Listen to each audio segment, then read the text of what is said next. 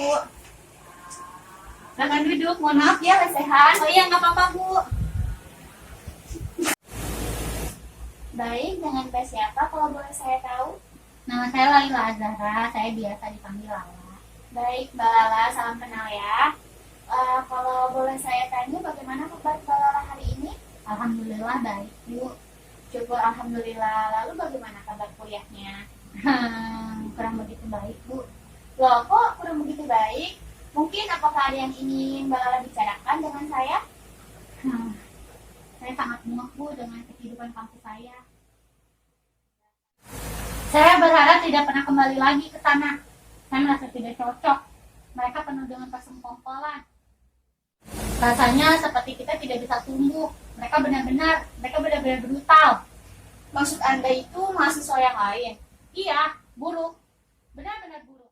Mereka seperti menjadikan saya target sejak awal sampai sekarang. Benar-benar buruk bagaimana?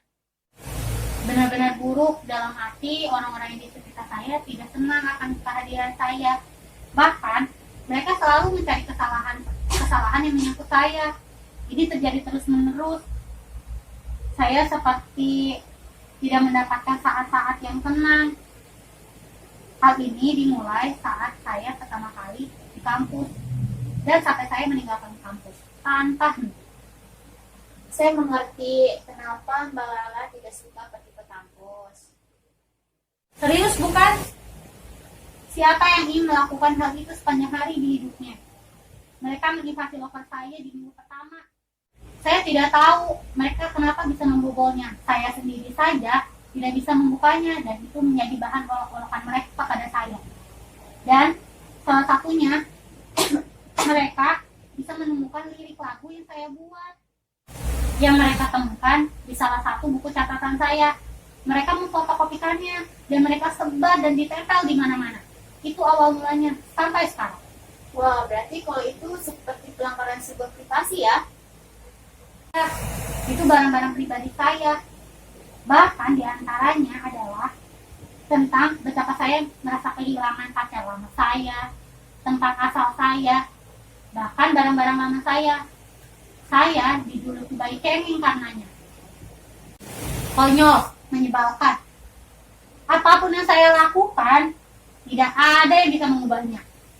Saya bersumpah, suatu saat nanti saya akan membuangnya selama-lamanya. Kedengarannya itu situasinya sangat sulit ya kalau dilihat-lihat. Tapi kamu ini bisa dan mampu melewatinya hampir setiap tahun ajaran. Dan juga kebanyakan orang mungkin jika melatih hal seperti itu mereka akan menyerah. Akan tetapi kamu itu tidak, kamu itu sebenarnya sangat kuat. Saya tidak merasa begitu. Jelas-jelas saya tidak mampu menghentikannya. Saya juga terus tidak masuk kuliah untuk menghindarinya. Baik ya.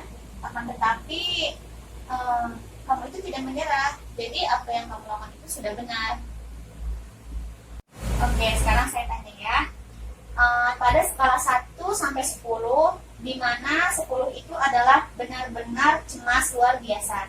Seakan-akan seperti Anda itu tidak akan sanggup berdiri di sana. Di kampus Anda tentu saja ya. Dan 1 itu adalah merasa sangat percaya diri dan nyaman. Menurut Anda, di mana posisi Anda pada skala itu?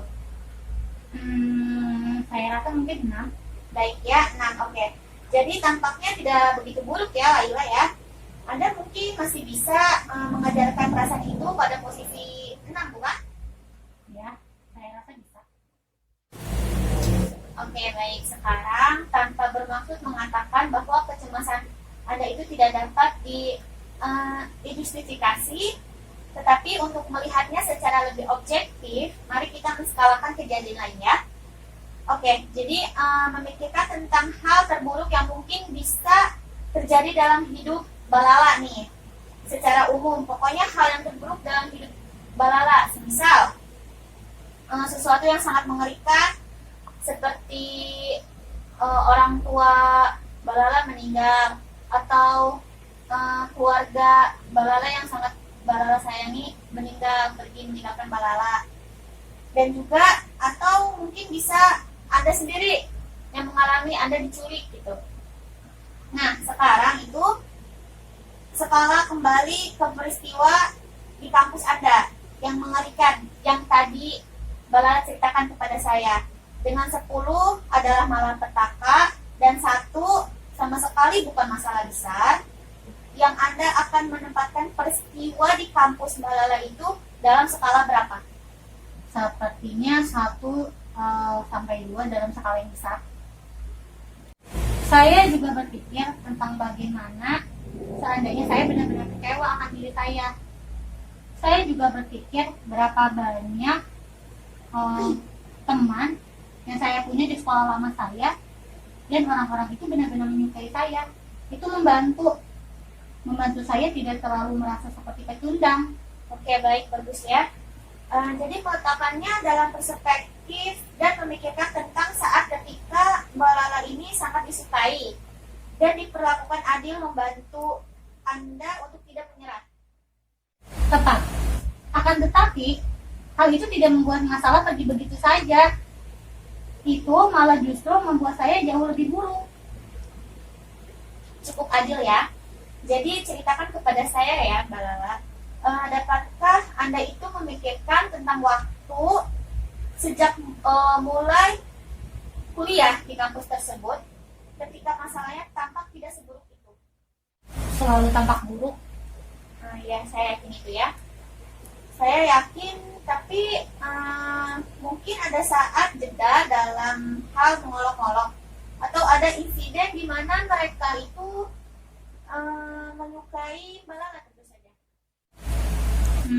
Mereka tidak pernah baik kepada saya. Kadang saya mendapatkan jeda. Biasanya sekitar periode keempat. Apa yang dimaksud dengan periode keempat itu? Sejarah.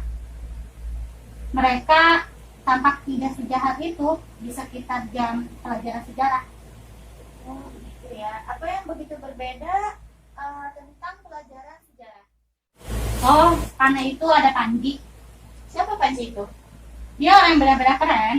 Setiap orang menghormatinya. Dia baik pada saya. Sampai tidak ada seorang pun yang brengsek itu menyulitkan saya saat ada Panji. Bagus ya. Itu merupakan kabar baik bukan? Salah satu orang yang sangat dihormati, menyukai Balala dan membela Balala. Iya, aku bersyukur karena Panji. Kalau tidak ada, pasti benar-benar tidak tertahankan. Oke ya, jadi Balala ini benar-benar senang dengan adanya Panji ya. Akan tetapi ceritakan kepada saya ya, Mbak, bagaimana Anda menjadi berbeda ketika ada Panji? Apa maksud Anda?